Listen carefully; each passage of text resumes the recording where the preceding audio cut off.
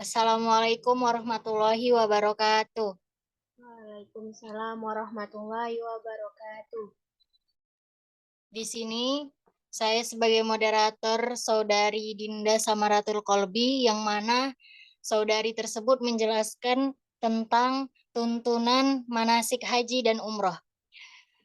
Baik kepada Saudari Dinda Samaratul Kolbi agar memperjelas dan menyampaikan dari judul tersebut. Baik, terima kasih sebelumnya kepada Saudari Sherina Aprianti. Di sini perkenalkan nama saya Dinda Samaroto Kolbi, NIM 01041920 Di sini saya dari jurusan Manajemen Dakwah B semester 7. Nah, di sini saya akan menjelaskan tentang tuntunan manasik haji dan umroh.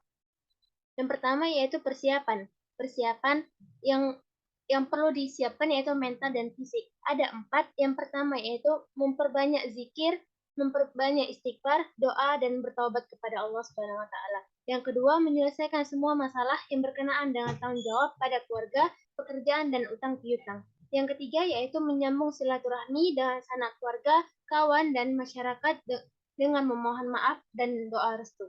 Yang terakhir yaitu mempelajari manasik atau tata cara ibadah haji dan umroh sesuai ketentuan hukum Islam. Nah, agar bekal yang dibawa jemaah haji penuh berkah dan ibadahnya hajinya makbul, setiap jemaah haji hendaknya yaitu yang pertama mempersiapkan bekal yang cukup untuk kebutuhan selama perjalanan dan bekal yang memadai untuk keluarga yang ditinggalkan. Yang kedua yaitu melaksanakan walimatus safar dan menyiapkan segala bentuk dokumen yang tidak diperlukan di rumah. Yang diperlukan di rumah, maaf. Yang ketiga yaitu membawa 5 setel pakaian termasuk pakaian seragam batik nasional yang sudah ditetapkan sebagai identitas nasional. Yang terakhir yaitu menyiapkan dokumen lengkap meliputi bukti lembar setor lunas, BP, biaya perjalanan ibadah haji, buku kesehatan dan kartu kesehatan, kartu BPJS, buku paspor, dan lembar visa haji. Nah, setiap jamaah haji ada larangannya. Yang pertama yaitu dilarang memakai pakaian transparan, tipis, dan ketat sehingga menampakkan lekuk tubuh bagi kaum perempuan. Yang kedua yaitu dilarangnya membawa dan menyimpan barang bawaan yang tidak sesuai dengan ketentuan penerbangan. Yang ketiga yaitu dilarangnya membawa senjata tajam di dalam tas.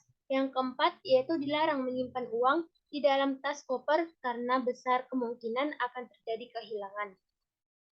Nah, kiat-kiat meraih haji makbur. Untuk meraih predikat haji makbur, setiap jemaah harus meneguhkan niat dan yang tulus, ikhlas mata-mata karena Allah. Yang kedua, menghindari perbuatan sum'ah atau mencari popularitas, ria, menonjolkan diri, dan mubaha, yaitu berbangga-bangga. Yang ketiga, yaitu membekali diri dengan takwa karena sebaik-baik bekal adalah takwa kepada Allah Subhanahu wa taala. Yang keempat, yaitu menggunakan biaya yang halal. Yang kelima, yaitu melaksanakan semua rangkaian haji mulai dari rukun, wajib, dan sunnahnya sesuai tuntunan syariat. Nah, di sini kita memasuki bimbingan manasik haji. Untuk meraih predikat haji makbur, setiap jemaah harus melakukan bimbingan manasik haji sebagai berikut. Yang pertama yaitu jemaah haji yang telah mendapatkan kuota tahun berjalan akan mendapatkan buku paket bimbingan manasik haji terdiri dari tuntunan, doa, dan zikir manasik haji dan umroh. Yang kedua yaitu bentuk bimbingan diberikan dalam dua sistem, secara kelompok dan massal.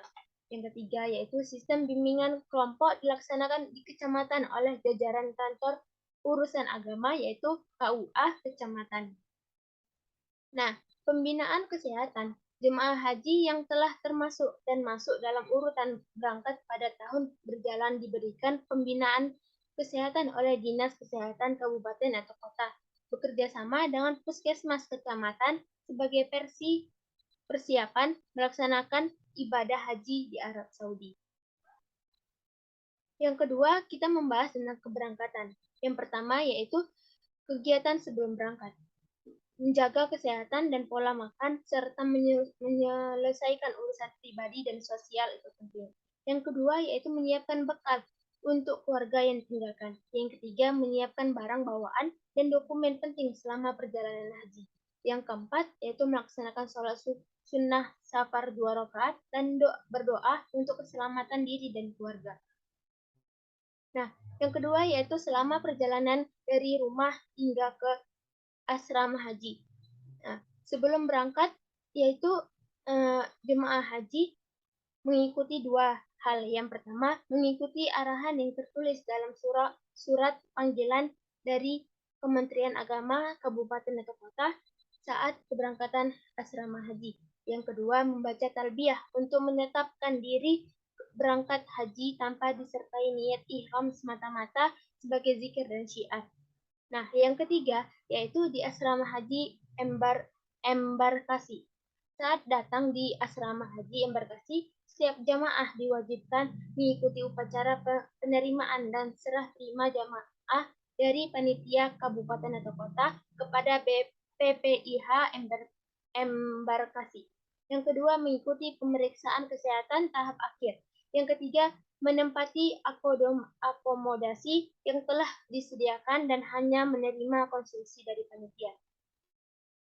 Nah, berangkat yang keempat yaitu berangkat menuju bandara embarkasi. Saat berangkat menuju bandara embarkasi, setiap jemaah hendaknya menaiki bus dengan tertib dan teratur sesuai dengan regu dan rombongan.